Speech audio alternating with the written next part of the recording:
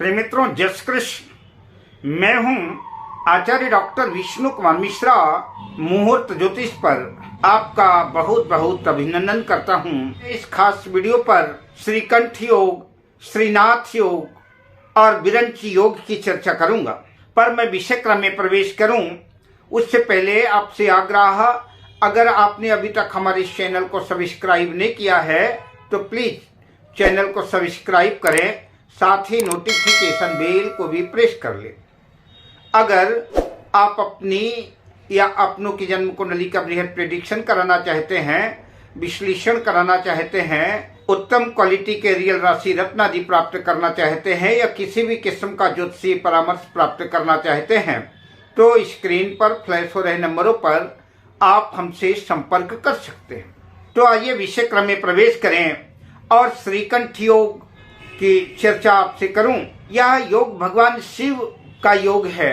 जिस भी जातक की कुंडली में श्रीकंठ योग होता है वो परम शैव्य और भगवान शिव का प्यारा होता है। यदि लग्न का स्वामी लग्नेश और जन्म कुंडली में सूर्य और चंद्र अपनी स्वराशि में हो या कि अपने उच्च राशि में हो या कि मित्र राशि में भी स्थित हो, केंद्र त्रिकोण में हो, जिसकी भी कुंडली में ऐसा योग होता है वह योग श्रीकंठ योग कहलाता है। जिस भी जातक की जन्म कुंडली में यह श्रीकंठ योग पाया जाता है, भस्म रुद्राक्ष आदि धारण करने वाला होता है, ज्ञानी होता है, गौर वर्ण धवल शरीर का होता है, सुंदर मुखाकृति होती है, ऐसा जातक धार्मिक सदाचारी होता है, महात्मा होता है और ऐसा जातक भगवान शिव की कृपा से परम तेजस्वी होता है।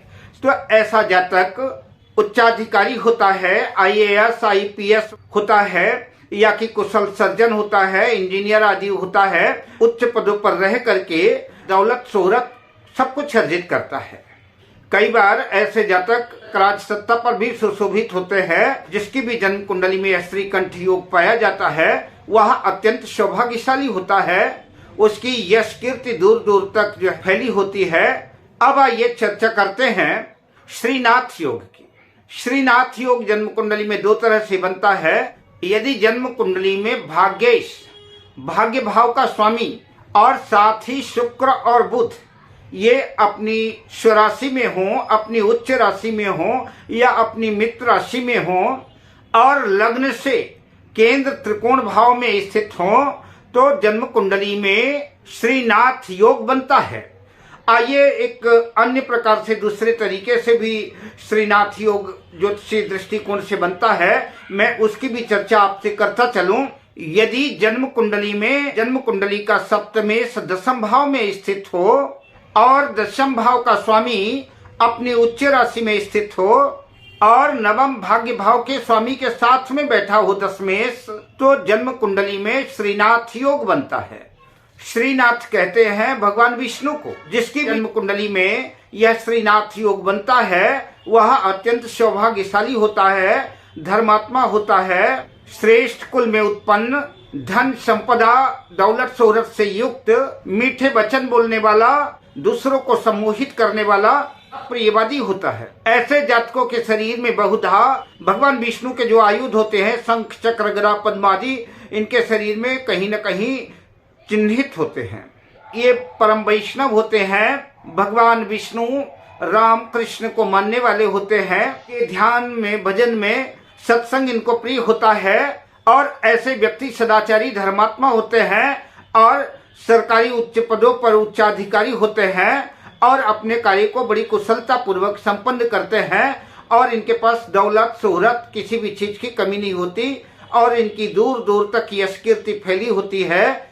अब आइए मैं चर्चा करता हूँ विरंची योग की। विरंची कहते हैं ब्रह्मा को। जन्म कुंडली में पंचम भाव का स्वामी गुरु और शनि अपनी स्वराशि में, अपनी उच्च राशि में, अपनी मित्र राशि में स्थित होकर के लग्न से केंद्र त्रिकोण भाव में स्थित हो तो जन्म कुंडली में विरंची योग बनता है। जिस भी जातक की जन्म कुंडली में यह विरंची योग बनता है ऐसा जातक अद्भुत ज्ञानी होता है, अद्भुत विद्वान होता है, तमाम शास्त्रों में पारंगत होता है। ऐसा व्यक्ति ज्ञानवान बुद्धिमान तो होता ही है, उच्च कोटि का ब्रह्मज्ञानी भी होता है। ऐसे जातक प्रायः वैदिक ज्ञान से परिपूर्ण, कथा प्रवचन, धर्माचार्य, वेदों के द्वारा निर्देशित मार्ग पर चलने वाले होते हैं।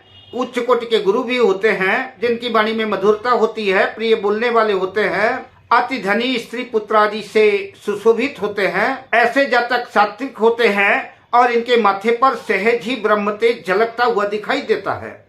ऐसे जातक दीर्घायु, लंबी आयु वाले, अपनी इंद्रियों को जीतने वाले, जितेंद्रिय और राजा महाराजाओं के द्वारा सम्मानित होते हैं। राज सत्ता पर भी इनकी भागीदारी ऐसे जातकों की होती है। अब मैं आपसे लेता हूँ विदा, शुभकामनाओं के साथ। जय श्री कृष्ण।